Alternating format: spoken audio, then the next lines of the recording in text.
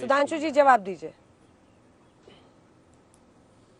नहीं, पूरे कांग्रेस के भी 3 लोगों के पास जितना पैसा प्रथम परिवार के पूरी कांग्रेस पार्टी के पास नहीं है। हजारों करोड़ रुपए की नेशनल हेराल्ड की जमीन और जायदाद जो ये कह रहे थे कि स्वतंत्रता संग्राम सेनानियों की थी, वो सब इनके कब्जे में है। खैर, अब आते हैं विषय के ऊपर। देखिए, इन्होंने कितनी मजेदार बात शुरू से की। इन्होंने पहले कहा कि अडानी ने कोर्ट से स्टे ले आए। अरे कहिए, कोर्ट ने स्टे दिया। दूसरे विषय के ऊपर आइए। देखिए, प्रधानमंत्री जी ने कैसा विवश कर दिया कि इतने दिनों के बाद इन्होंने बोलना शुरू किया। मगर देखिए फितरत क्या होता है। जो इन्होंने बोला कि राहुल गांधी ने वो सवाल पूछा, वो महीना कौन सा था और ईयर कौन सा था, आप बता सकते हैं अभय जी? मैं आपको याद दिला देना चाहता हूं। वो था फरवरी पिछले साल का 2023, जिस समय आप चीख चीख कर ये कह रहे थे कि अडानी के पास गलत इन्वेस्टमेंट आया है, ये कंपनी फर्जी काम कर रही है। फर्जी शब्द आप लोग प्रयोग करते थे। ठीक उसी महीने में आप राजस्थान और छत्तीसगढ़ में उनको प्रोजेक्ट दे रहे थे। मतलब ऐसा गजब नजारा किसी ने नहीं देखा होगा कि संसद को इंस्टॉल कर रखा था, संसद को काम नहीं करने दे रहे थे और राजस्थान में और छत्तीसगढ़ में धड़ाधड़ निवेश अंदर कर रहे थे। ये जो दोहरा चरित्र है वो पूरी तरीके से जनता के सामने उजागर हो गया आपका। अब यहां पर एक और बात भी मैं पुनः कहना चाहता हूं। देखिए, इन्होंने उस समय कितना दुष्प्रचार किया था कि एलआईसी को बेच दिया। आज LIC all time high profit पे। स्टेट बैंक को बेच दिया, बर्बाद कर दिया। SBI all time high profit पे। पिछले क्वार्टर में स्टेट बैंक ऑफ इंडिया ने 19,000 करोड़ का प्रॉफिट दर्ज किया, जो सारी प्राइवेट कंपनियों से ज्यादा था, रिलायंस से ज्यादा था, जो एसबीआई ने आज तक नहीं दर्ज किया था। इससे समझ में आता है कि ये वास्तविकता में क्या कहते हैं और हल्ला क्या मचाने का प्रयास करते हैं। जो ये कहते हैं उसके ठीक विपरीत आचरण करते हैं और वो बिल्कुल इनके उसमें साफ दिख जाता है। और जो पुनः इन्होंने घुमाने की बात कही कि इन पे आरोप उन पे आरोप, तो हम तो अपने आरोप पे कायम है भाई जी। हमने तो उन पे आरोप लगाए थे, हमने किसी से आरोप विड्रॉ नहीं किए। गृह मंत्री जी स्पष्ट रूप से कह चुके हैं। मगर स्टैंड तो आपका चेंज है। आप जिन जिन नेताओं के नाम बता रहे थे, अभी भैया अपने मित्रों के बारे में बता रहे थे, अब अपने नेताओं के बारे में आप बताने लगे कि ये भ्रष्ट थे। मैं आपसे पूछना चाहता हूं, आपकी सरकारों में भ्रष्टाचार हुआ था कि नहीं? बोलिएगा हाँ या ना, क्योंकि आपकी सरकार का ऑफिशियल स्टैंड था कि भ्रष्टाचार ऐसा कुछ हुआ ही नहीं। आप हमारे आरोपों को सिरे से खारिज कर रहे थे। हम अपने आरोप पे कायम हैं और अब आप हमारे आरोपों के सिरे से खारिज करने वाले लोग छाती ठोक ठोक के कह रहे हैं हम भ्रष्ट थे, हमारी सरकार में घनघोर भ्रष्टाचार हुआ था, हमारे मंत्री भ्रष्ट थे। और मैं पुनः एक बात फिर रिपीट कर देना चाहता हूं, ये विदेशी कंपनियों के प्रति आपका वो आग्रह क्यों नजर नहीं आता है? मैं पूछना चाहता हूं, आपने अडानी को 2006 में फूड कॉर्पोरेशन ऑफ इंडिया में स्टोरेज करने के लिए 16 साल का कॉन्ट्रैक्ट दिया विद एश्योर्ड रिटर्न। मगर मैं पूछना चाहता हूं जी,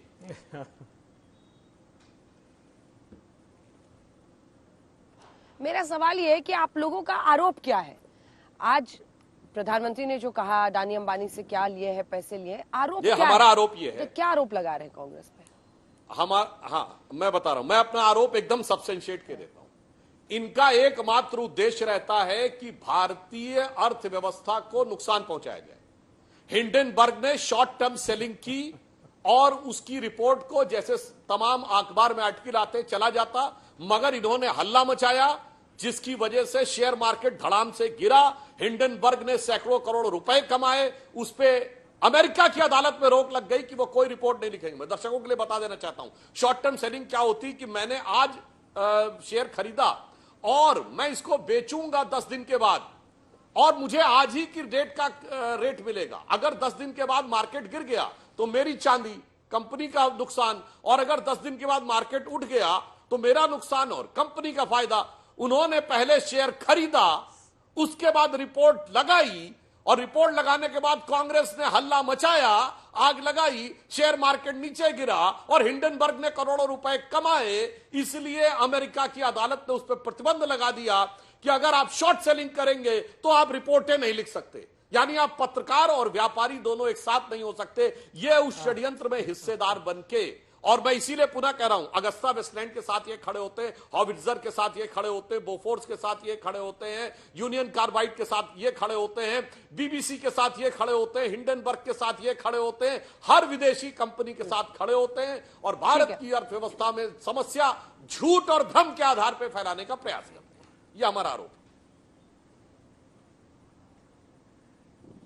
अभय जी, वैसे तो मुझे पता नहीं, मतलब सुप्रीम कोर्ट को पर भी आप लोगों ने सवाल अनेकों बार खड़े किए हैं, लेकिन सुप्रीम कोर्ट ने, जो कि सर्वोच्च अदालत इस देश की है, उसी ने राफेल मुद्दे पर भी क्लीन चिट दी है सरकार को। उसी सुप्रीम कोर्ट ने सेबी की जांच को भी सही मानते हुए इस मामले में क्लीन चिट दी है। अब ऐसे में सवाल ये उठता है कि यहाँ से मामला कहाँ जा रहा है, क्योंकि अब इस पर फ्रंट फुट पर आकर पीएम खुद खेल रहे हैं, फ्रंट फुट पर पीएम बोल रहे हैं। अब आप लोग लोकतंत्र बचाओ रैली कर रहे हैं, संविधान बचाओ रैली कर रहे हैं, अडानी अंबानी पर थोड़ा लगता है बैकफुट पर चले गए। नहीं, देखिए, किसी को काम देना गलत नहीं है अंजना जी, गलत तरीके से काम देना गलत है। जो बात राहुल गांधी जी ने उठाई, राफेल का मुकदमा आपने पढ़ा निर्णय, राफेल के केस में सर्वोच्च अदालत ने अपने निर्णय में लिख दिए इस बात को कि अपेक्षित सहयोग भारत की सरकार ने नहीं दिया, नहीं तो शायद भारत की सरकार जो अपेक्षित सहयोग देती, जो एसआईटी बनाई थी, तो परिणाम कुछ अलग होते। मैंने बताया कम से कम 5 पैराग्राफ में गलत तथ्य लिखे गए थे कोर्ट में, जिनको इन्होंने सुधार याचिका लगाई। छोड़िए, ये बड़ी बात करते हैं। देखिए, आरोप लगाना तो अलग बात है। नीरा राडिया का बोल रहे थे, ये अभी सीबीआई ने सुप्रीम कोर्ट में क्लोजर फाइल किया है कि उनकी टेप में कोई गलत तथ्य नहीं पाए गए। झूठ बोलते हैं भारत के टेलीविजन पर आकर भारतीय जनता पार्टी के प्रवक्ता। मैं चुनौती देता हूं, आपने आरोप लगाया था अजीत पवार पर 2021 में 1 जुलाई को प्रेस रिलीज जारी किया ईडी ने। इन्होंने कहा कि जो बैंक का स्कैम है उसमें अजीत पवार, सुनेत्रा पवार दोनों आरोपी हैं और 826 करोड़ रुपए का स्कैम है, इनकी 65 करोड़ रुपए की संपत्ति जब्त कर रहे हैं। मैं चुनौती देता हूं, देश के सामने बताइए, जब चार्जशीट फाइल की, आप क्या मिल गए, आप क्या मिलने का समझौता हो गया और उसके बाद चार्जशीट फाइल की, दोनों के नाम हटा दिए। छगन भुजबल साहब की फाइल घूम गई, ईडी ने कह दिया कि साहब फाइल मिसिंग है, हम क्लोजर फाइल कर रहे हैं। जितने लोगों को समन उस समय आए थे, भावना गवली हो, हसन मुंशरिफ हो, प्रफुल्ल पटेल को भी क्लीन चिट दी। प्रफुल्ल पटेल के केस में आपने क्लोजर फाइल नहीं किया, बताइए, जो मुकदमा उन पर लगाया था। तो गंभीरता से देश को यह बात सोचनी चाहिए कि यह सत्ता की भूख मिटाने के लिए काम किया जा रहा है, कोई सरोकार नहीं। मैंने आज राहुल गांधी जी ने जितने आरोप लगाए थे, वो समय आने पर सब प्रामाणिक होंगे, इस बात में कोई संदेह नहीं है। हम उद्योगपतियों के खिलाफ नहीं है और देशी विदेशियों का जिक्र करते हैं। अरे साहब, पूरा का पूरा हिंदुस्तान का कारोबार चीन के आगे शरणम गच्छामी हो गए। आप 118 बिलियन डॉलर का इंपोर्ट कराने लगे हो, आप सारे एमएसएमई को तबाह कर दिए। राहुल गांधी जी का आरोप क्या है? उन्होंने कहा कि मुट्ठी भर लोगों को फायदा पहुंचाकर, मोनोपोली करके, आपने जो बैकबोन है हिंदुस्तान की, वो कोलैप्स कर दी। सारा एमएसएमई तबाह हो गया। 60 लाख एमएसएमई तो नोटबंदी से ही बंद हो गए थे। इसमें आरोप हमारा यह है कि भारतीय जनता पार्टी की सरकार मुट्ठी भर चंद धन्ना सेठों के लिए काम करने वाली सरकार है। 12 करोड़ लोगों के रोजगार छिन गए, 84% लोगों की आमदनी कम हो गई। उसी कोविड के क्राइसिस में जंप देख ले देश के लोग। अडानी साहब की सारी कंपनियों ने कितना जंप किया। और जो आप LIC का जिक्र कर रहे थे साहब, तो ये हम लोग फोर्स इन्वेस्टमेंट के खिलाफ थे। अगर कल को वो जो, और आप बता दीजिए चैनल पर, क्या शॉर्ट सेलिंग हिंदुस्तान में प्रतिबंधित है? क्या आप अमेरिका की अदालत की बात करते हैं, हिंदुस्तान की अदालत का जिक्र कीजिए। आपका सेबी का स्टेटमेंट देख लीजिए, वो तो कहता है कि पारदर्शी व्यवस्था के लिए शॉर्ट सेलिंग जरूरी है। अगर कोई कंपनियों की खामियां, अगर हमने ये आरोप लगाए उस कंपनी ने, तो आप बता दीजिए सिंगापुर में जिन एड्रेसेस पर वो कंपनी है जिससे इन्वेस्टमेंट हुआ है, जिस पर हमने कहा स्टॉक मैनिपुलेशन हुआ है, वहां पर कंपनी में कितने कर्मचारी हैं? उस विनोद अडानी जी के नाम से जो रजिस्टर्ड है जिन एड्रेसेस पे, वहां चांगचुंग लिंग का भी वही एड्रेस है। साथ में क्या कारोबार है? हमने इसलिए कहा कि स्ट्रेटेजिक एरिया में भी ये काम कर रहे हैं। डिफेंस के क्षेत्र में भी अडानी जी को काम दिया गया है। बहुत गंभीर सवाल देश के सामने खड़े किए थे प्रधानमंत्री जी। गंभीर सवालों को टालने के लिए राहुल गांधी जी ने कहा है कि प्रधानमंत्री उनकी तो नहीं सुनते, प्रधानमंत्री जी कभी पाकिस्तान के टेलीविजन को सुन लेते हैं, कभी अमेरिका में बैठे हुए लोगों की बात सुन लेते हैं। प्रधानमंत्री जी देश के युवाओं की बात सुनिए ना। 60-60 लाख युवाओं को भर्ती परीक्षा लीक करके भविष्य चौपट कर दिया, इसका जिम्मेदारी कौन लेगा? आज ये रिपोर्ट आपके लेबर मिनिस्ट्री की थी कि 45 साल की सबसे भीषणतम बेरोजगारी है। इंटरनेशनल लेबर ऑर्गेनाइजेशन की रिपोर्ट है कि शिक्षित 83% युवा बेरोजगार है। उनकी आवाज आप नहीं सुनेंगे। आज जो बेटियां कह रही है कि महंगाई की आग में झोंक दिया प्रधानमंत्री जी, उसकी आवाज नहीं सुनेंगे। दुखद और शर्मनाक बात यह है कि प्रज्वल रेवन्ना, जो कर्नाटक में आपको पता था, भारतीय जनता पार्टी के एक जिम्मेदार सदस्य ने चिट्ठी लिखी थी दिसंबर में।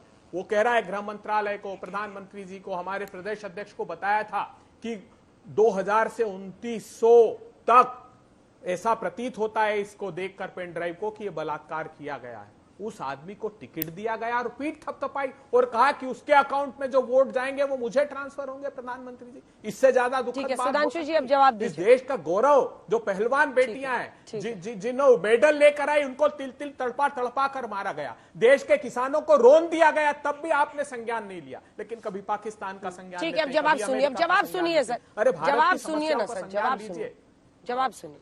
आप सुनिए। देखिए इधर उधर सब उन्होंने चले गए, मुद्दे का लेकिन जवाब सुधांशु नहीं जी दिया, सवाल मगर भी मैं है इनका उसमें फिर जुड़ा कम हुआ। उत्तर देने का प्रयास वो कह रहे हैं कि अरे हम अडानी लोग कब और अंबानी के, हाँ, अडानी या अंबानी के निवेश में प्रॉब्लम नहीं है, निवेश में प्रॉब्लम नहीं है, गलत तरीके से अगर कोई काम किया जाता है उसमें प्रॉब्लम है। ये उनकी सफाई है। मैं वही बात, मैं उसी बिंदु के ऊपर आ रहा हूं। इन्होंने कहा शॉर्ट टर्म सेलिंग गलत नहीं है। हमने कब कहा गलत है? पर अगर कोई शॉर्ट टर्म सेलिंग करके मार्केट को मैनिपुलेट करता है तो वो अपराध है। जैसे शेयर खरीदना और शेयर बेचना गलत नहीं है, पर अगर आप अपनी कंपनी के शेयर खरीदते हैं और आप उसके बोर्ड के मेंबर हैं तो यही इनसाइडर ट्रेडिंग है, इस पे आपको जेल तक हो सकती है। इसलिए यूएस ने प्रतिबंध लगाया क्योंकि हिंडनबर्ग ने पहले शेयर खरीदे, फिर एक ऐसी रिपोर्ट लिखी जिससे शेयर मार्केट नीचे जा सकता था और आप लोगों ने उस रिपोर्ट पे हल्ला मचाकर शेयर मार्केट को नीचे ले गए। अब पता नहीं उसमें जो फायदे हुए वो हिंडनबर्ग के साथ साथ किन किन लोगों ने कमाए होंगे, वो बात है। इसलिए यह बचकानी बात नहीं करनी चाहिए। बात यह है कि आपने उस व्यवस्था का जिसने दुरुपयोग किया इसलिए उसके ऊपर कार्रवाई। अब दूसरा बिंदु, इन्होंने कहा निवेश में कोई समस्या नहीं अगर गलत है। यही तो हम कहना चाहते हैं। अगर आप कह रहे थे गलत है तो आप अपने यहां निवेश क्यों कर रहे थे? आप चीख चीख के कह रहे थे, संसद नहीं चलने दे रहे थे कि इसमें बेईमानी है, इसमें काला धन आया है, काला धन चिल्ला रहे थे और काला धन काले धन वालों को प्रोजेक्ट पे प्रोजेक्ट दिए जा रहे थे और बगल में बैठ के फोटो खिंचवा रहे थे। ये दोनों जो बातें अपने आप में यह पूर्णतः विरोधाभासी होती हैं। इस कारण से मन में यह शंका उत्पन्न होती है कि आपका उद्देश्य भारत के अंदर की व्यवस्था को कमजोर करना, भारत के शेयर मार्केट को खराब करना, भारत की अर्थव्यवस्था को, और अभी चीन पे बोल रहे थे अंजना जी, आज ही आप ही के चैनल पे कार्यक्रम में दिखाया गया है कि पहली बार भारतीय शेयर मार्केट का रिटर्न चाइना से बेहतर हुआ है। पहली बार, क्योंकि इस समय हम चाइना से कहीं बेहतर इकोनॉमिक स्थिति में हैं। वो आईएमएफ भी इस बात को बता रहा है। इनको लग रहा है कि अरे साहब आपके जमाने में चाइना से कारोबार बड़ा होगा। मैं एक छोटी सी बात बताता हूं, छोटे खिलौने पहले चाइना से आते थे, आज उनका एक्सपोर्ट 2.5 गुना बढ़ गया और इंपोर्ट आधे से कम हो गया। कोई भी समझ सकता है इससे नुकसान किसको हुआ होगा। ये बताइए, सबसे हाई एंड फोन एप्पल होता है, 25% एप्पल के नए मॉडल भारत में बने। चाइना के बाहर एप्पल की एकमात्र फैक्ट्री शिफ्ट होकर भारत में आई। अब इससे चाइना का व्यापार बढ़ा होगा या घटा होगा? भैया मैं आपको बता देना चाहता हूं, दर्शकों से कहता हूं जाके चेक कर लीजिए। इतना कलेजे पे सांप लौटा चीन के कि पीपुल्स डेली में उन्होंने अपने आर्टिकल में लिखा कि जो भारत से बने हुए वो आईफोन हैं उनको पहचाना जा सकता, उनमें करी की गंध आती है। यानी भारत में करी ज्यादा खाई जाती ना, रसेदार सब्जियां, उसकी स्मेल आती है। यह वक्तव्य उनकी हकीकत को बयान कर रहा, मगर देखिए यहां बैठकर कैसे हकीकत को झुठलाकर भारत की प्रगति को। आज ये बताइए, हम हांगकांग को पीछे छोड़ के चौथे बड़े स्टॉक एक्सचेंज हैं या नहीं? इसमें भी कोई संदेह है? यह हम तय करते हैं कि दुनिया की बड़ी बड़ी एजेंसी तय करती हैं। स्टैंडर्ड्स एंड पुअर से लेके, मूडीज से लेके, वर्ल्ड बैंक से लेके आईएमएफ तक, सब ने भारत को G7 और G20 कंट्रीज में फास्टेस्ट ग्रोइंग इकोनॉमी बताया है। मगर आप लोग ये इंश्योर करने में विदेशी शक्तियों के हाथ में खेलते हैं। अंजना जी, मैं आज दर्शकों से पुनः बताना चाहता हूं, ये नहीं बोलते, मैं बोल रहा हूं। फिर एक बार भारत की रैंकिंग आती है कि प्रेस फ्रीडम इंडेक्स में हम 180 में 160वें स्थान पे हैं। क्यों आती है ये? हम पाकिस्तान से पीछे हैं, चीन से तो हम बहुत पीछे हैं, हम अफगानिस्तान से पीछे हैं, जहां 2 AK-47 लगाए हुए लोगों की तस्वीर आती है कि वो एंकर के पीछे खड़े हुए वो पढ़वा रहे हैं, वहां प्रेस फ्रीडम हमसे बेहतर है। क्यों? क्योंकि प्रेस फ्रीडम जो संस्थाएं तय करती हैं उनमें सपोर्ट करने वाले लोगों में वो जॉर्ज सोरेस भी है, जिसने ओपनली कहा है कि मैंने $1 बिलियन रखा हुआ है कि मोदी जी की सरकार ना आने पाए। और आज ही मैं पूछना चाहता हूं, आप तो ये बात कह रहे हैं, आप तो पता नहीं क्या सैम पित्रोदा आज क्या बोल दिए भाई अभय दुबे जी। उत्तर भारत वाले व्हाइट हैं, पश्चिम भारत वाले अरब हैं, पूरब भारत वाले चाइनीज हैं, दक्षिण भारत वाले अफ्रीकी हैं। मतलब आपका एजेंडा इतना साफ है कि सिर्फ अर्थव्यवस्था को नहीं तोड़ना है, देश को अंदर से तोड़ना है। उत्तर दक्षिण में तोड़ना है, तमिल हिंदी में तोड़ना है, पंजाबी और बंगाली में तोड़ना है, उत्तर भारतीय मराठी में तोड़ना है, अगड़े पिछड़े में तोड़ना है, दलित सवर्ण में तोड़ना है। देश को अंदर से तोड़ना है और बाहर से जोड़ना है। इसमें और उसको वो आइडिया ऑफ इंडिया कह रहे हैं। इससे समझ लेना चाहिए कि इनकी पूरी की पूरी जो राजनीति है वो कितने खतरनाक मुकाम पे बैठी हुई है। ये अडानी अंबानी के मुद्दे तो उसमें से टिप ऑफ द आइसबर्ग है। ठीक है।